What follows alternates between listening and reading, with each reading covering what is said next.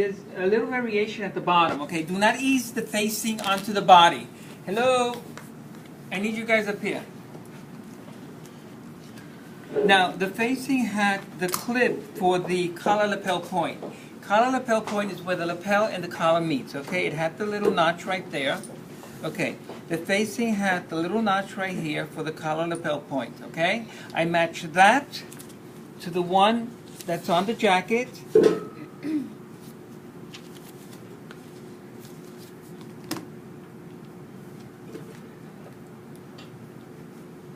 And when you're going to sew this, make sure that this length here, from the point to this notch, is the same on both.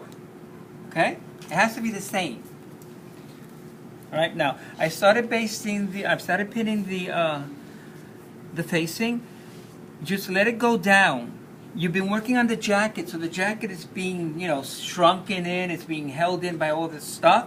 That the facing is actually longer now. Okay? Don't ease in the facing. Just let it go down at the bottom. You're going to cut it off later. This edge here is your sewing line, your guide. Okay? Right next to the twill tape? Okay. Wait a minute. Or right on it? I mean, even my waist notch, I have one notch up here and one notch about 1/4 of an inch below. Don't match it. Okay? Now, if you take your facing and you put it on top of the front of your jacket, you'll see that the lapel area is 1/8 of an inch bigger. I did that for you automatically. Okay? You could also do that when you make your pattern for your top collar and your under collar.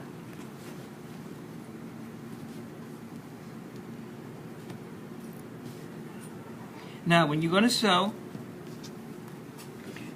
there's the hook here. See the hook here? Okay? Just sew at least 1/2 inch beyond the hook. Just 1/2 inch beyond the hook. I'll tell you why later. Okay, here's the hook. So when you're sewing the face, and you sew 1/2 inch beyond the hook, right here. Because I need to work here.